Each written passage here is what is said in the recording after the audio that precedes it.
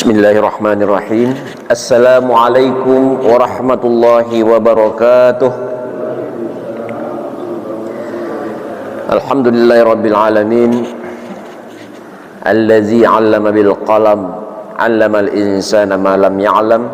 Asyhadu an la ilaha illallah wahdahu la syarikalah wa asyhadu anna Muhammadan abduhu wa rasuluhu la nabiyya ba'dah. Allahumma fassalli wa sallim wa barik ala habibina wa syafi'ina sayyidina Muhammadin wa ala alihi wa sahbihi jema'in wa ba'd.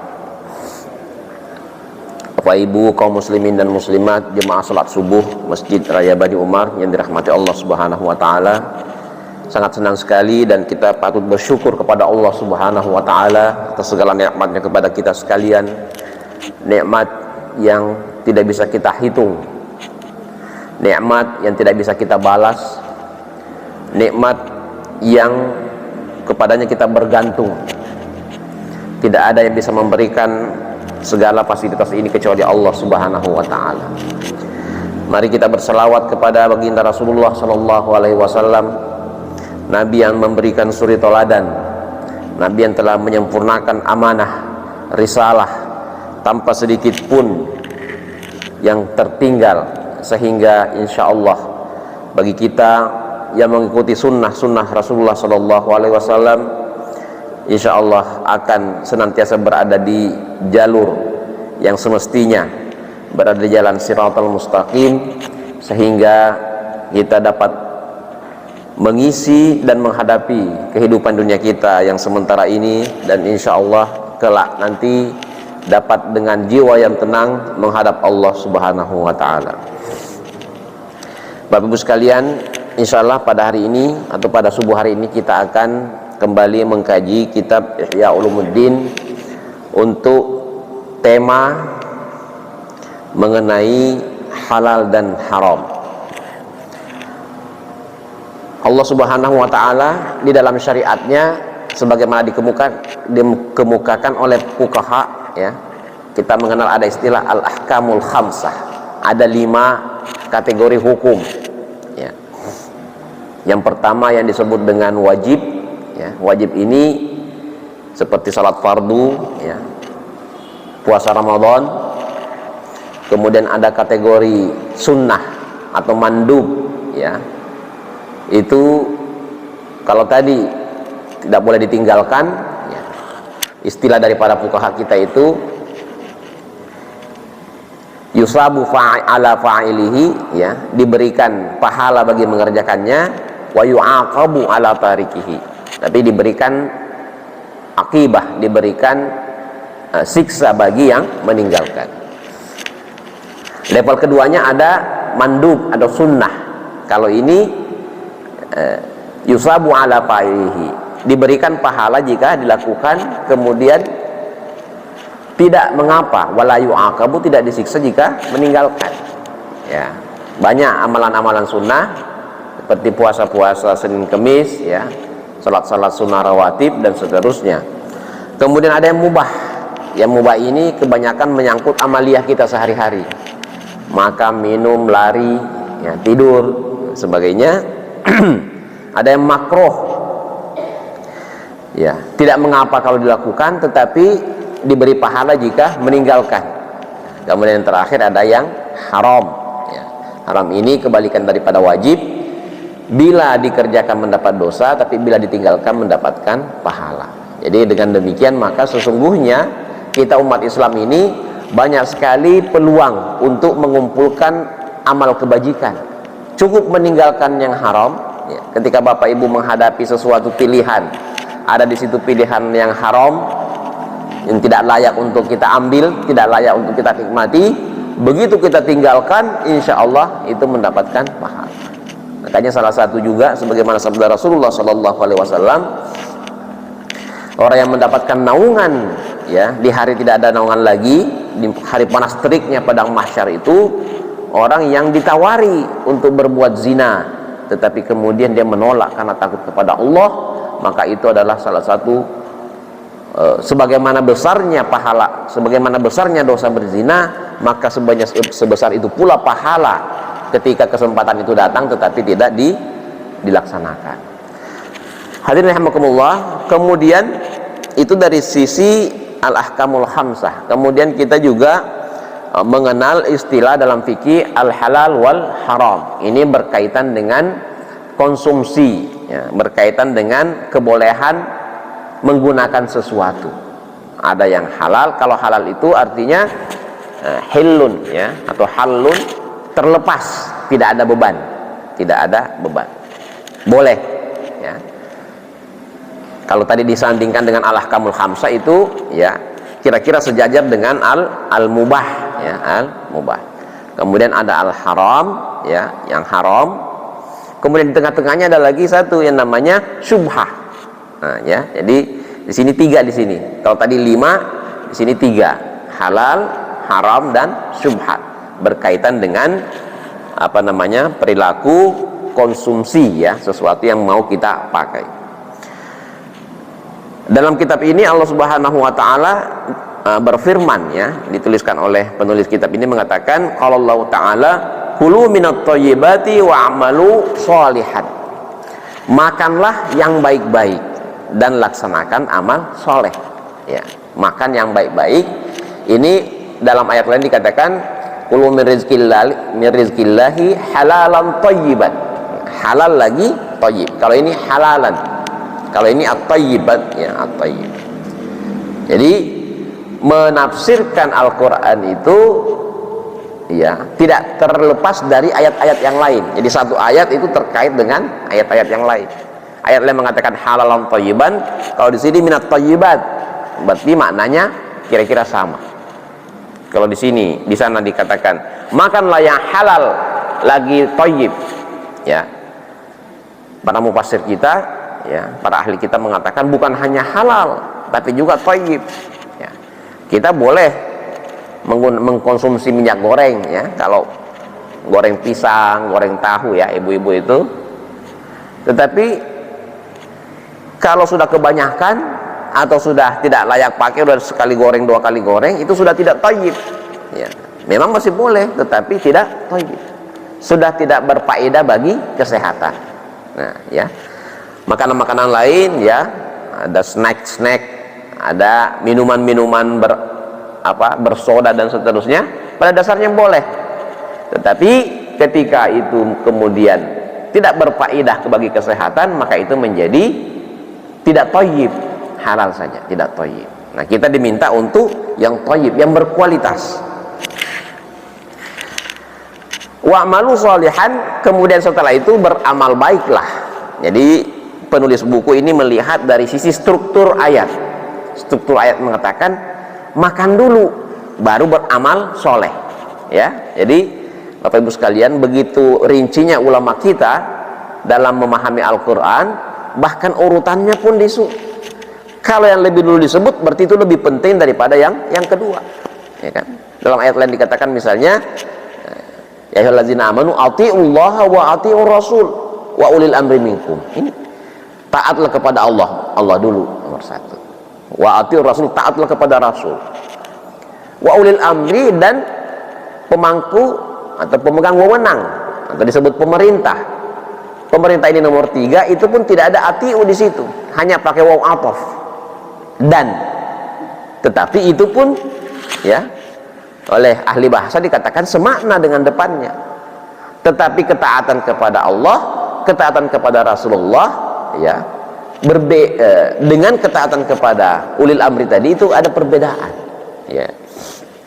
Ulama kita membatasi selama perintah ulil amri itu tidak bertentangan dengan, ya, atiullah dan atiur rasul, silahkan. Tidak bertentangan, ya, tapi kalau bertentangan, ya, jangan. Hadirin rahimakumullah. Kemudian, ya, ayat berikutnya mengatakan wala ta'kulu amwalakum bainakum bil batil. Jangan memakan harta di antara kalian dengan cara yang batil. Artinya makanannya secara substansi halal, ya. Sama-sama kita bergaul, ya, sama-sama punya sawah, sama-sama punya kebun, ya. Ternyata kebun yang sebelah ini buahnya lebih banyak, ini buahnya lebih sedikit. Ngambil sedikit, ya, tanpa sepengetahuan yang punya. Nah, Itu namanya pencurian walaupun tidak memenuhi nisab ya. Kalau nisab itu ya masuk ke kategori hudud. Tapi kalau yang pencurian-pencurian begini, kalau hakim menemukan, itu namanya takzir ya, harus tetap dipidana, tetapi pidananya tidak mencapai hudud. Jadi harta yang diambil tanpa ridho dari pemiliknya, walaupun benda itu halal tadinya secara zat ya, buah pisang kan halal ya, buah mangga halal, buah durian halal, tetapi ngambilnya dari kebun sebelah tanpa antaradin dari sebelah, apa jadinya? Maka itu adalah haram, larangan. Oleh karena itu ya, ada di negeri kita sekarang ini ada namanya badan sertifikasi halal ya. Jadi halal ini rupanya bukan hanya zatnya yang diukur, Pak, cara perolehannya juga ya. Jadi yang dari korupsi ya, yang dari suap, rasuah ya, dari penipuan. Bapak Ibu kalau tahu temennya menjalankan bisnis tipu-tipu, kemudian Bapak di hire, Mas tolong saya nih, nanti saya kasih, tapi tahu kita hartanya dari tipu-tipu, jangan diambil, Pak ya, karena kita juga akan kecipratan ya, mengkonsumsi yang haram. Kemudian innalladzina yakuluna amwalal yatama zulman, sesungguhnya orang-orang yang memakan harta anak yatim secara zalim. Jadi kita ini, Pak ya, tidak semuanya punya kasus seperti ini, tapi kadang-kadang kebetulan yang meninggal saudara kita, adik atau kakak meninggal dunia, kebetulan adik atau kakak ini kaya ya, banyak duitnya, lebih banyak dari kita, punya anak-anak. Ketika orang tuanya meninggal, adik kakak kita meninggal, otomatis anak menjadi yatim. Wah, kita yang karena masih kecil-kecil belum ngerti apa-apa, kita lah yang ketiban ngurusin harta. Nah, disinilah godaannya luar biasa godaannya. Nah, anak-anak belum ngerti ini, uangnya miliaran. Apakah tidak boleh? Boleh dimakan, tetapi sekadarnya saja. Kalau kita memang miskin, tidak punya apa-apa, sekedar untuk makan, sekedar untuk operasional hidup secara standar, tidak boleh dipakai foya-foya. Itulah secara zulman. Kalau diambil sederhana, itu tidak zulman namanya. Ada ustaz kita namanya Ustaz Zulman ya, tapi itu bukan zolim dari kata itu ya, dari zulman ya, dari kata alman dan zu ya, zul jalali ya. Itu kadang-kadang karena di Indonesia kan jadi tulisannya sama-sama zulman, padahal zu alman ya, yang memiliki jiwa kedermawanan. Tapi kalau dari kata zolim, masdarnya zulman adalah apa? Kezoliman. Nah, itu perlu kita lihat asal katanya. Innama yaquluna fi butunihim nara wa sayaslawna sa'ira.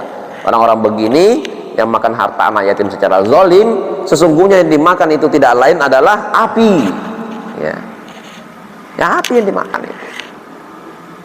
Jadi sebenarnya kalau kita setelah mendengar membaca ayat ini, Bapak Ibu sekalian, kalau kita melihat orang yang seperti ini, tahu persis, oh itu kok di sebelah ini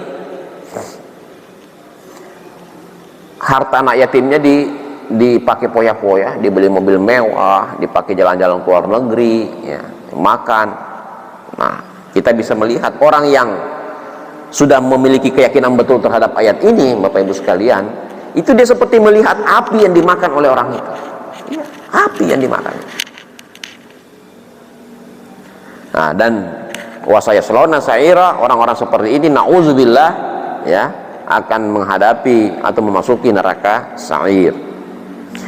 Ayat lain mengatakan ya ayyuhalladzina amanu taqullaha wa zaru ma baqiya minar riba. Nah, ini juga ya, hai orang-orang yang beriman ya, bertakwalah kepada Allah dan tinggalkan lagi riba. Nah, ini riba ini memang Bapak Ibu sekalian, kalau kita melihat dari segi turunnya ayat ini atau praktik riba pada masa Rasulullah, pada masa zaman jahiliyah itu adalah kira-kira seperti praktek riba yang ada di kampung-kampung yang kita sebut bank keliling itu, atau yang kita sebut dengan rentenir. atau yang kita sebut dengan lintah darat. Nah, adapun perbankan di sini pemikiran terbagi dua. Ya, ada yang memasukkan sebagai kategori ya mirip riba, ada yang mengatakan tidak. Kenapa? Kalau dari segi penambahan masuk riba, karena bertambah. Bapak Ibu naruh uang 1 juta, setelah 1 bulan nambah 3.000 rupiah. Ya, 3.000-nya itu nambah 3.000 rupiah. Nah, tapi kadang-kadang berkurang malah ya. Kalau sudah pesan ATM, pesan apalagi itu macam-macam, itu justru berkurang 3.000 ya, itu macam-macam.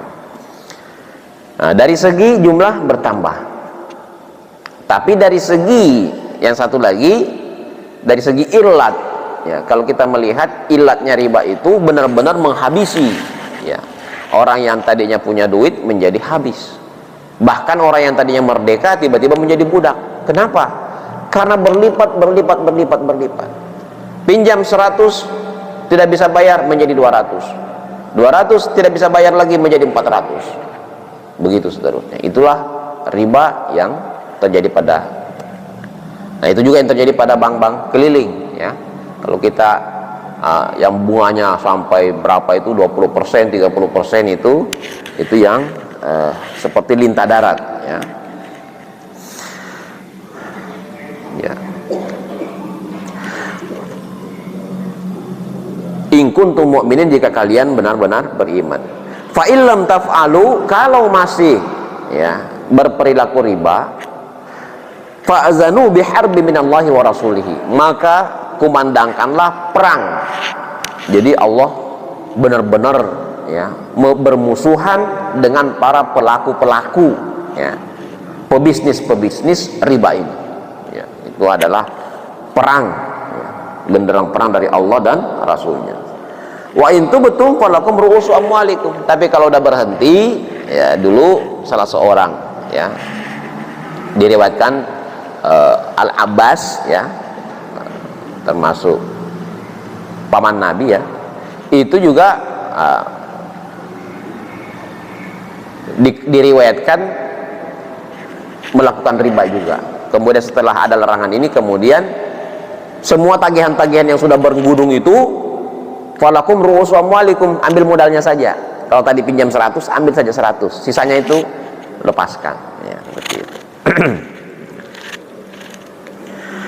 Wa man 'ada fa ulaika ashabun nar hum fiha khalidun ya. Hadirin rahimakumullah. Kemudian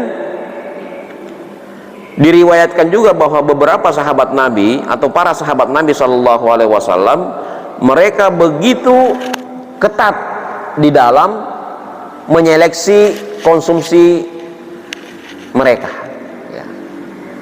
Diriwayatkan ya, sahabat Abu Bakar, sahabat Umar radhiyallahu anhuma, itu kalau anak buahnya salah-salah menyuguhkan makanan ya, minum susu ya, kemudian ketahuan, oh, ini susu bukan punya kita, ini punya orang ya, itu di apa namanya Pak, tenggorokannya ini dikorek supaya keluar kembali makanan yang haram itu. Itu begitu waraknya para sahabat kita, sahabat Nabi Shallallahu alaihi wasallam, di dalam mengonsumsi, jangan sampai ada makanan-makanan yang haram yang masuk ke dalam perutnya ya. Nah, kemudian ya, Nabi Shallallahu alaihi wasallam pernah menyindir ya, ada orang berdiri berdoa kepada Allah Subhanahu wa taala ya, ada orang berdiri berdoa kepada Allah Subhanahu wa taala, tetapi orang ini ya, pakaiannya haram, sudah pun haram, bernajis pula ya kan, wajahnya, badannya itu kotor juga, penuh najis, makanan yang dikonsumsinya hasil mencuri, hasil apa namanya, malak ya istilahnya ya. Jadi yang namanya malak, minta paksa, itu dari dulu sampai sekarang ada Pak ya. Kalau nggak dikasih marah ya, itu namanya malak, itu haram itu. Jadi sudah pun pakaiannya haram, makanannya haram, bernajis, tidak bersih, nah, apa yang terjadi ya, Kemudian mengangkat tangannya berdoa kepada Allah Subhanahu wa taala. Kata Nabi, bagaimana mau dikabulkan perilaku orang seperti ini? Nah, ini menyindir kita, memberikan isyarah. Jadi hadis-hadis Nabi juga isyarah, Bapak sekalian. Kalau mau doanya makbul, kalau mau keinginan kita dipenuhi oleh Allah Subhanahu wa taala, kalau kita ingin mendapatkan hal-hal yang baik dari Allah Subhanahu wa taala, bersihkan segala perangkat-perangkat kita ini. Ya, mungkin selama ini masih ada yang tadi yang kita kategorikan syubhat. Nah, udah, kan yang halal masih banyak, Pak. Berapa sih yang kita bisa makan sehari? Ya. Paling tinggi ya, kalau kelas warteg itu 20.000 sudah mewah itu, Pak. 20.000 sekali makan. Kalau sarapan 10.000, jadi 50.000 sehari makanan. Masa itu pun kita mau ambil dari yang syubhat? Ambil harta kita yang halal. Nah, bagaimana membedakannya? Katanya bisa, Pak, rekening, ya kan? Kalau ini kadang-kadang kan syubhat ini juga tidak bisa ditolak, katanya begitu ya. Kalau ditolak nanti jadi persoalan. Dikasih bos, ini bonus, ambil. Tidak bos, ini kan syubhat, saya tidak berani. Oh, itu bosnya bisa. Jadi menghindari saduz zari'ah, menghindari apa namanya, jangan sampai kita dipecat, jangan sampai kita ini, udah terima aja. Tapi kasih rekening lain. Nah, bikin akun baru sini. Yang gaji tetapnya itu ya, yang gaji bersih yang dari dulu muncul, ini yang bersih ini. Ya. Nah, ini seperti itu. Itulah cara kita, pakaian bersih ya, kalau perlu yang bagus, yang indah, bersuci ya. Kemudian berdoa kepada Allah Subhanahu wa taala, kebalikan daripada yang disinggung oleh Nabi sallallahu alaihi wasallam.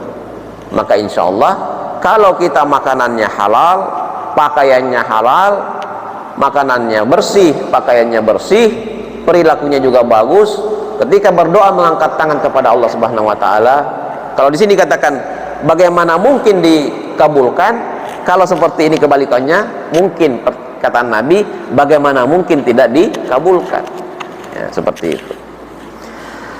Hadirin rahimakumullah, betapa bahayanya makanan-makanan haram ini, sehingga Nabi Shallallahu Alaihi Wasallam ya, bersabda lagi, kullu lahmin nabata min haramin fannaru aula bihi ya, setiap kali ada daging ya, ini kan makanan itu kan jadi dagingnya, Bapak Ibu ya, semakin banyak dimakan semakin banyak daging, kan begitu ya. Kalau kita ini nanti kalau menjelang kurban itu semakin banyak makanannya sapi, itu daging juga semakin banyak. Nah, kita juga begitu manusia. Tumbuh itu kenapa? Karena ada protein, ada karbohidrat, ada vitamin dari makanan-makanan kita. Kalau makanan ini berasal dari hal yang haram, maka daging-daging yang muncul ini juga berarti tumbuhnya dari yang haram. Apa kata Nabi? Fannaru aula. Tetapi ternyata neraka atau api neraka itu lebih pantas untuk daging-daging itu. Nauzubillah min, bahaya sekali ya. Ya. Hadirin rahimakumullah. Kemudian kita membaca lagi dari ayat ini mengatakan ya,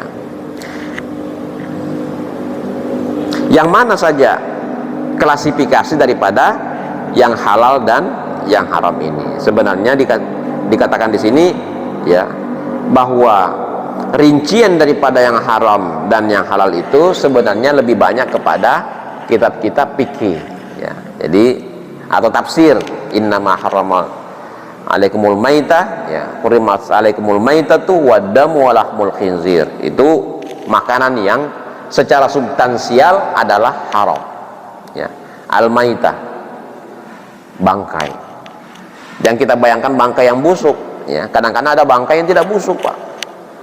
Tiren mati kemarin langsung masuk freezer ya, atau diapain ya. Kemudian darah ya, darah-darah ini ada yang dikumpulkan kemudian diolah. Walahmal khinzir ya, walahmul khinzir. Ini yang membedakan kita, ini ciri khasnya ya. Jadi Bapak Ibu kalau pergi ke wilayah-wilayah minoritas ya, di mana kita minoritas? Di Bali ya, kita minoritas. Di Di mana lagi? Nusa Tenggara Timur, kita minoritas. Manado, ya. Kemudian di wilayah-wilayah yang minoritas itu hati-hati. Hati-hati. Kenapa? Karena yang namanya lahmul khinzir di sana itu adalah sesuatu yang hari-hari, termasuk di hotel-hotel luar negeri. Ya, kalau kebetulan dapat rezeki jalan-jalan ke Amerika, Eropa, hati-hati kalau sarapan pagi. Nah, di situ ada sosis, itu biasanya dari ya lahmul khinzir itu. Ya, jadi kalau bisa udah banyakin ini yang jelaskan telur itu. Kalau telur itu kan tidak perlu disembelih. Ya. Wa mauhilla li ghairillah, yang disembelih bukan karena Allah. Daging-daging juga bahaya. Ya, karena di sana itu orang non Muslim ini, ya, itu tidak tahu, tidak diajari cara bagaimana mematikan hewan.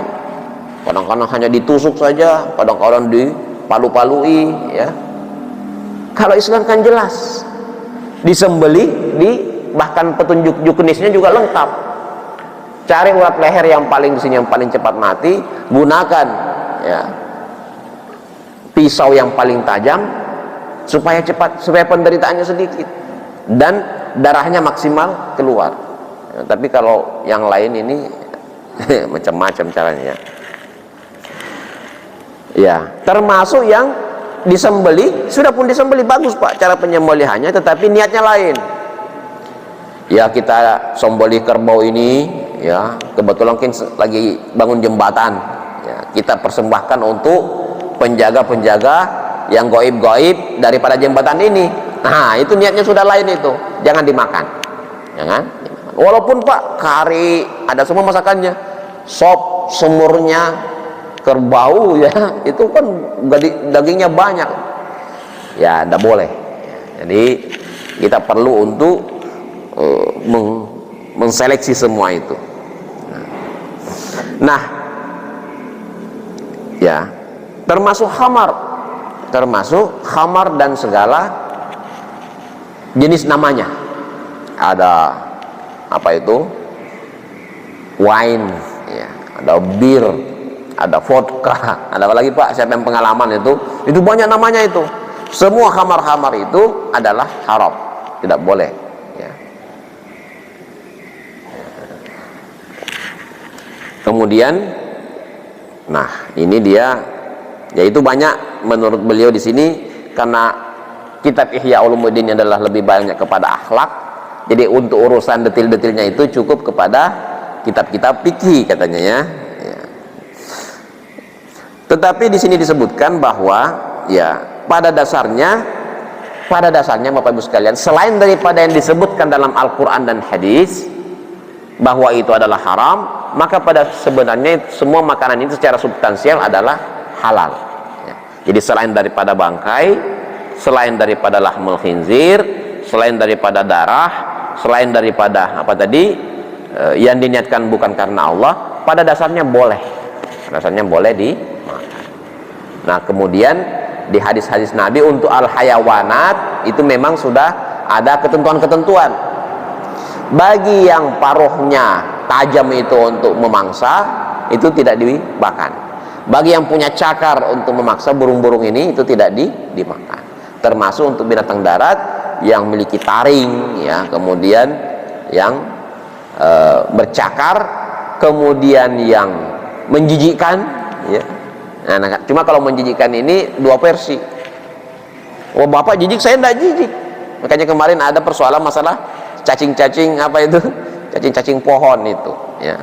Saya lihat di TV juga ada di masyarakat itu, kalau cacing-cacing buah, cacing pohon itu, ya, itu dimakan itu katanya enak. Tapi dilihat dari segi makanannya juga, ya. Jadi melihat hewan itu lihat juga dari makanannya. Kalau dia memakan yang kotor-kotor itu berarti kita tidak makan. Tapi makanan yang baik-baik itu dimakan. Tetapi pada dasarnya selain daripada yang diharamkan ini, itu semuanya adalah halal dari segi binatang. Dari segi tumbuhan buah-buahan semuanya boleh kecuali dua yang memabukkan, ya. Kalau ada apa itu kokain, heroin yang dari tumbuh-tumbuhan itu tentu haram. Atau yang bersifat meracuni, kalau dimakan kita bisa keracunan, itu tidak boleh. Tapi selama itu tidak meracuni dan tidak ini, boleh Pak. Jadi kalau apalagi di Sukabumi, di Jawa Barat ini, yang namanya daun-daun itu kan dipilih, oh ini enak, ini dimakan aja. Ini daun tidak enak, tidak dimakan. Jadi, tidak ada masalah di sana, boleh dikonsumsi. Nah kemudian benda-benda ini Pak, itu pada dasarnya boleh. Garam, kalau ada garam yang muncul itu kan boleh itu, yang laut. Semua ini boleh. Nah, kalau memang bermanfaat. Bahkan tanah di sini dikatakan, seandainya tanah itu bermanfaat, kalau dimakan ya makan saja katanya, tidak apa-apa. Nah, tapi kan itu tidak ada manfaatnya. Di semua hasil bumi ya, nah, itu boleh dinikmati ya, asalkan dari segi kepemilikan sah. Yang mana itu selama tidak ada yang memilikinya. Nah, kalau sudah dipagar, sudah ada sertifikat punya orang, nah itu punya orang. Tapi kalau masih masyarakat milik umum, belum ada yang punya, itu boleh. Nah ini disebutkan. Jadi kalau taman-taman umum ya, saya tidak tahu kalau di Bintaro ini karena sudah di handle oleh swasta. Tapi kalau Bapak ke hutan manapun, ya itu boleh. Ambil buah boleh, ini boleh ya, karena belum ada pihak yang memiliki. Termasuk Ihyaul Mawat. Ada tanah tidak bertuan, Bapak garap ya, tanami sayuran, dimakan tidak apa-apa. Itu boleh. Jadi dari segi substansi dan dari segi kehalalan itu boleh. Nah, jadi sebenarnya banyak sekali Bapak Ibu sekalian hal-hal yang sudah diberikan halal oleh Allah Subhanahu wa taala, hanya saja selain daripada zatnya, termasuk perolehannya juga menjadi catatan kita. Nah, insya Allah pada kesempatan-kesempatan berikutnya kita akan membahas lebih rinci lagi ya, mengenai level-level halal, level-level haram.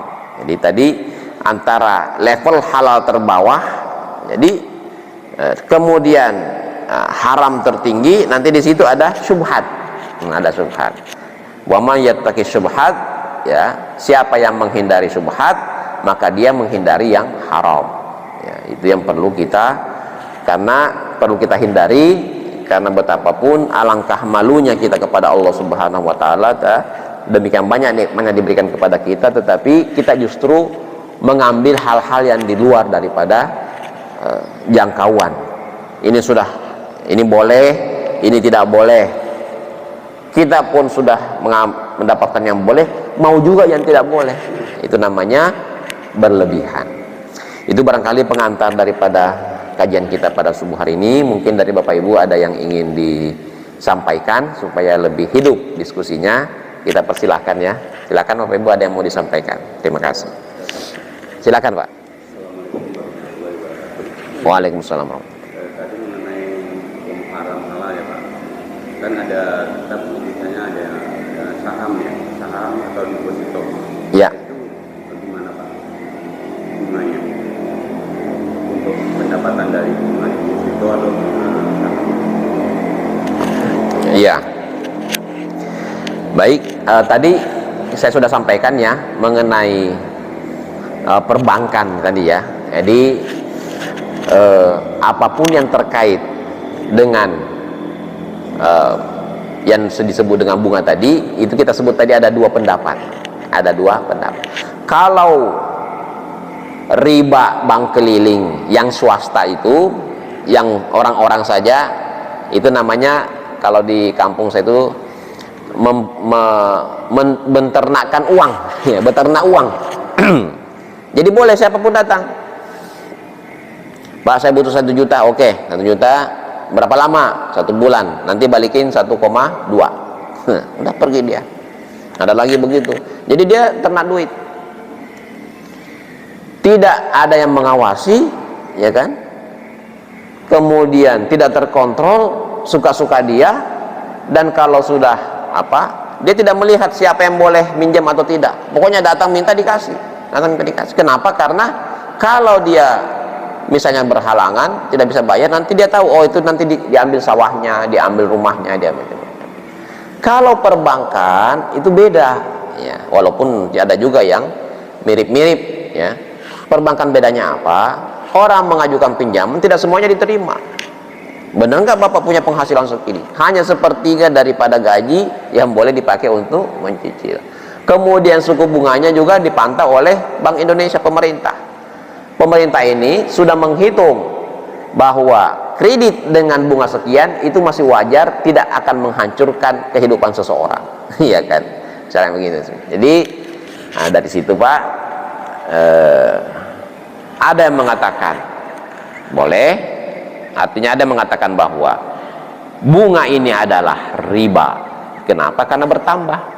Definisi riba itu adalah bertambah tanpa usaha. Bapak naruh uang 1 miliar di bank, ya, kemudian 1 bulan ke depannya deposito ya. Kalau deposito itu mungkin dapat 500.000 gitu ya. Sebenarnya kalau dihitung-hitung Pak, itu tidak begitu tinggi. Apalagi di negeri kita ini selalu konsisten dengan inflasi. Inflasi 3%, 4%, bunga deposito 6%, itu tinggal 2%, itu pun dipotong pajak. Itu sebenarnya enggak. Ya, jadi dari segi tadi, tambahan itu enggak terlalu substansial, tidak terlalu signifikan. Nah, kemudian dari segi ilatnya pengharaman riba ini itu adalah eksploitasi. Eksploitasi, mengisap, ya, satu jadi kaya, satu jadi miskin. Kalau perbankan seperti saham-saham tadi Pak, itu justru ilat seperti tadi tidak ditemukan, justru tumbuh bersama. Bapak kalau saya kira semua rumah-rumah di sini itu, kecuali rumah di kampung kita ya, kalau kampung kan kita bangun sendiri, tapi kalau komplek-komplek ini itu semuanya akan kredit bank itu. Dan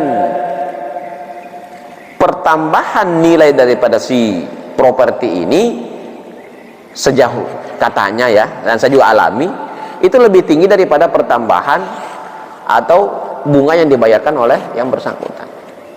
Bapak kalau kita beli rumah secara kredit, harga berapa? Misalnya harga 1 miliar, dicicil 15 tahun menjadi berapa? Menjadi 2 miliar ya, menjadi 2 miliar. Tetapi setelah 15 tahun, begitu ada yang mau beli rumah itu menjadi 5 miliar, ya kan? Jadi harga 1 miliar dicicil menjadi 2 miliar, begitu dijual lagi jadi 5 miliar. Nah, inilah yang mengatakan di pendapat kedua, mengatakan bagaimana mungkin dia bisa riba, padahal justru menguntungkan kedua pihak. Jadi dua pihak yang untung, si banknya untung, ini juga untung. Kalau riba yang dilarang pada zaman Nabi itu, yang untung hanya yang pemilik riba saja, sedangkan yang ini rugi sama sekali. Kalau ini sama-sama untung. Nah, tetapi ini kita serahkan kepada masing-masing ya. Jadi kenapa? Karena masing-masing kuat Pak ya. Yang mengatakan bunga bank itu riba juga kuat ya, karena tadi setiap kredit yang mendatangkan tambahan maka itu adalah riba, itu definisinya ya, itu faktor. Tapi yang mengatakan yang lebih ini mengatakan melihat hukum Allah itu juga perlu logika gitu ya, perlu juga logika. Kenapa ya? Kalau Bapak tidak mau ambil uang di bank, mau menabung untuk beli rumah, menabung 2 juta sebulan, nilai rumah juga bertambah 2 juta sebulan, tidak pernah kesampaian. Tidak pernah kesampaian karena faktor tadi, faktor inflasi. Jadi kalau sudah demikian Pak, Bapak pilih saja ya. Jadi kalau sudah memilih yang ini jangan ragu-ragu lagi. Kalau Bapak di sini jangan ragu-ragu lagi ya. Kan percaya kemudian istiqomah ya, sama kalau kita kemarin berbeda pendapat mengenai hari raya Idul Fitri ya kan. Kalau kita yakin bahwa besok masih puasa, laksanakan puasa. Kalau besok sudah Bapak yakin sebagai Idul Fitri, jangan puasa, jangan dibalik atau setengah-setengah.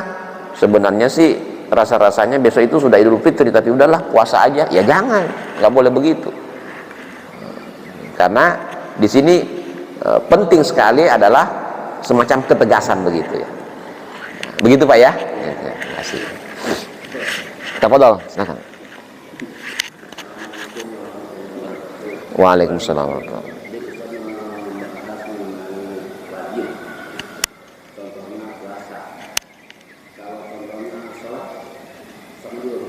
Ya. Ada misalnya seseorang usia 40 Ya. baru mengerjakan sholat. Ya. Artinya selama 40 itu kan dia sholat. Wajib sholat itu kan sejak terbalik. Kalau terbalik itu 15 tahun, berarti 40 dan 15 menjadi 25. Ya. Selama 25 tahun itu dia tidak sholat. Ini apakah harus dikodok atau gimana Pak Ustaz? Kan wajib itu. Selama 25 tahun dia tidak sholat. Bagaimana Ustaz? Oke. Baik, dan ya, sejak balik, sejak mukallaf itu sudah wajib sholat. Jadi Bapak Ibu ingat, kalau punya putra putri, punya ponakan, punya cucu, ya, begitu dia sudah balik, argonya sudah berjalan, harus wajib sholat, wajib puasa. Itu dua itu ya, karena zakat belum ya, mungkin belum punya uang. Kalau zakat itu kan harus punya uang banyak, ya, baru. Tapi sholat dan puasa itu sudah bisa. Pak, susah. Kenapa anak-anak sekarang kan sudah manja-manja, tidak bisa disuruh sholat, malas disuruh puasa. Ya, makanya Nabi sudah memberikan petunjuk. Jangan tunggu balik baru suruh. Ya, muru auladakum lis-sholati bis-sholati li-sab'in. Umur 7 tahun sudah suruh sholat. Ya, bahkan kalau perlu masih 4 tahun 5 tahun ajak ke masjid ikut sholat. Jadi dia lihat, oh sholat. Jadi nanti itu begitu sudah balik tidak kaget lagi. 5 tahun 6 tahun 7 tahun belajar puasa setengah hari dulu ya, nanti zuhur buka puasa lagi sampai maghrib, begitu terus sehingga nanti puasa pada waktu itu sudah gampang. Nah, karena dulu mungkin yang bersangkutan ini tidak ada seperti itu. Ya pokoknya hidup sesuai iramanya saja kemana-mana. KTP-nya Islam, kemana-mana ya. Mungkin sholat Jumat juga ya, kadang-kadang sholat Jumat, kadang-kadang sholat Id ya. Tapi sholat fardunya enggak, ya sholat wajibnya enggak. Bagaimana hukumnya? Ada beberapa solusi. Yang pertama, ada hadis Nabi mengatakan, wa'at bi'isayyi'atal hasanata tamhuha. Ya, segala macam kesalahan-kesalahan di masa lalu ya tebuslah dengan memperbanyak kebaikan. Jadi kalau sholat tadi, cara menebusnya itu adalah dengan memperbanyak sholat sunnah ya, 4 rakaat sebelum zuhur, 4 rakaat setelah zuhur, 4 rakaat sebelum asar ya, 2 rakaat sebelum maghrib ya, 2 rakaat setelah maghrib, 4 rakaat sebelum isya atau 4 rakaat setelah isya. Itu sudah berapa itu? Kalau itu konsisten setiap hari, insya Allah ya, itu mengurangi ya, atau menembus daripada yang dulu-dulu. Masih kurang, tambahkan lagi tahiyatul masjid. Kalau ke masjid jangan sampai tidak tahiyat. Apalagi tambahkan salat awabin ya, 6 rakaat setelah maghrib. Apalagi kalau tengah malam itu lebih banyak lagi kesempatan. Mau berapa terserah. Ya. Standarnya 8 tambah witir 3, 11. Nah, itu selalu dilaksanakan oleh Nabi. Jadi banyak. Ada waktu lagi sholat sunnah mutlak ya. Sholat sunnah hajat banyak sekali ya. Nah, cuma memang begini Pak, di kalangan kita ini juga ada yang merasa ya punya pendapat sendiri lah. Pendapat sendirinya gimana? Ya ini kan sunnah itu wajib ya kan, maka dia mau mengqadha, sholat-sholatnya di masa lalu, tapi tidak suka sholat sunnah ya. Saya bilang itu keliru ya. Petunjuk Nabi, atbi sayyatal hasanata tamhuha, berikanlah yang ini. Nah, bagaimana dengan mengqadha itu? Qadha sholat itu yang kita dapat dari Rasulullah SAW hanya 2 ya. Yang pertama, suatu kali beliau, satu rombongan itu kesiangan bangunnya, habis perang, perjalanan pulang capek semua, tidur semua. Begitu bangun sudah duha, matahari sudah terang. Nah, belum ada yang sholat subuh itu. Akhirnya Nabi mengambil wudhu, ya, diikuti sahabat, kalau mereka sholat subuh pada waktu matahari sudah tinggi.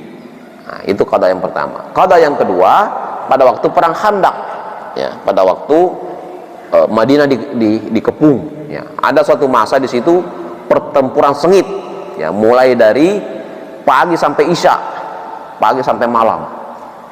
Jadi sholat zuhur, asar, maghrib, semuanya dilaksanakan pada waktu isya. Nah, itu semua itu qada yang dilakukan oleh Rasul. Selain itu tidak ada. Selain itu tidak ada. Nah, ada pendapat, ya, ada pendapat, tapi itu sangat minoritas dan tidak direkomendasikan bahwa itu digunakan bayarkan fidyah. Ya, saya pernah mendapatkan itu, tetapi bukan di kitab, ya, tetapi dari pendapat ustadz-ustadz itu, saya kira itu tidak kuat, ya, karena dasarnya tidak kuat. Dikiaskan kepada puasa. Nah, kalau puasa itu memang fidyah tulisannya, ya. Siapa yang tidak mampu untuk berpuasa maka membayar fidyah. Tetapi ulama juga mengatakan bahwa fidyah ini hanya kepada orang yang memang tidak mampu atau tidak boleh berpuasa. Sedangkan orang yang meninggalkan puasa secara sengaja tidak boleh bayar fidyah. Ya, saya tidak mau puasa, lagi hari ini lagi kayaknya cuacanya panas, itu kan nantilah gampang. Nah, itu tidak boleh itu. Bahkan katanya dari segi ulama ini, itu tidak perlu diqadha juga. Jadi segala sesuatu yang disengaja itu, ya, yang disengaja Pak, tahu wajib tapi tidak dilakukan, itu tidak perlu qadha itu. Cukup taubat. Kenapa? Karena itu sudah faktor maksiyah, faktor kedurhakaan kepada Allah Subhanahu wa taala. Jadi Bapak ini saya sarankan supaya bertaubat, ya, bertaubat, kemudian perbanyak amalan sholat sunnah, ya, perbanyak juga sedekah, ya, perbanyak infak sedekah untuk menebus dosa-dosa masa lalu. Kalau qadanya, bagaimana caranya qadha Pak? 40 tahun mau diqadha? Tak ada caranya. Nah, gimana cara menghitungnya? Kalau qadha itu kan harus pasti, tidak boleh kira-kira. Ya. Mungkin pada saat itu, ya, sesekali juga, ya, walaupun 40 tahun, dari usia 12 tahun sampai 40 tahun, bisa saja pada waktu itu kadang-kadang ikut sholat dan diterima sholatnya. Bagaimana? Ya, jadi kalau pendapat saya begitu Pak, ya. Jadi tidak usah kita mengqadha yang sebelum-sebelumnya. Bahkan mu'allaf itu kan tidak diwajibkan Pak. Jadi mu'allaf itu, kalau mu'allaf, ya, mu'allaf itu nanti dia wajib pada pas syahadat. Begitu syahadat baru mulai kewajiban sholat. Tapi kalau muslim begitu balik, itu sudah wajib kenanya hitungannya, ya. Tapi di lain itu semua Bapak Ibu sekalian, ketahuilah bahwa Allah Subhanahu wa taala Maha Pengampun, ya. Allah Maha Penerima taubat, ya. Asalkan kita sudah tergerak hati untuk kembali ke jalan yang benar, tergerak hati, ya, ditandai dengan, ya, tadi usaha untuk memperbaiki diri, ya, memperbanyak salat, memperbanyak sedekah, infak, maka itu insya Allah Allah Subhanahu wa taala akan mengampuni. Jangan terbebani oleh masa lalu, ya. Bahkan dalam beberapa ayat dikatakan illa ma qad salafa, ya, kecuali hal-hal yang telah berlalu. Hal-hal yang telah berlalu itu dalam Quran dikatakannya sudah lewat. Jadi kita fokus kepada masa sekarang dan masa yang akan datang. Demikian Pak, ya. Ya. Baik, jika demikian mari kita akhiri dengan sama-sama berdoa kepada Allah Subhanahu wa taala. A'udzubillahi minasyaitonirrajim. Bismillahirrahmanirrahim. Alhamdulillahirabbil alamin, hamdasy syakirin, hamdan na'imin, hamdan yuafi ni'amahu wa yukafi mazidah. Ya Rabbana lakal hamdu laka syukra ma yanbaghi li jalali wajhikal karim wa 'azimi sultanik. Allahumma shalli wa sallim wa barik ala sayyidina Muhammadin wa ala alihi wa sahbihi ajma'in. Allahumma inna nas'aluka ridhaka wal jannata wa na'udzubika min sakhatika wan nar. Allahumma inna nas'aluka al huda wat tuqa wal afafa wal ghina. Allahumma nas'aluka salamatan fid din wa afiyatan fil jasad wa ziyadatan fil ilmi wa barakatan fil rizq wa taubatan qablal maut wa rahmatan 'indal maut wa maghfiratan ba'dal maut. Allahumma hawwin 'alana fi sakaratil maut wa najatan minan nar. Rabbana ighfir lana wa liwalidina warhamhum kama rabbuna shighara. Rabbana hab lana min azwajina wa dzurriyyatina qurrata a'yun waj'alna lil muttaqina imama. Rabbana zalamna anfusana wa lam taghfir lana wa tarhamna lanakunanna minal khasirin. Rabbana la ilma lana illa ma 'allamtana fa'allimna ma yanfa'una wa barik lana fima 'allamtana innaka antal alimul hakim. Rabbana taqabbal minna salatana wa siyamana wa qiyamana wa ta'limana wa qira'atana al-Qur'an wa tajawaz anna ya Allah ya rabbal alamin. Rabbana atina fid dunya hasanah wa fil akhirati hasanah wa qina adzabannar. Wa sallallahu ala sayyidina Muhammadin wa ala alihi wasallam walhamdulillahi rabbil alamin. Sekian, lebih kurangnya mohon dimaafkan. Hadanallahu wa iyyakum ajma'in. Wassalamu alaikum warahmatullahi wabarakatuh.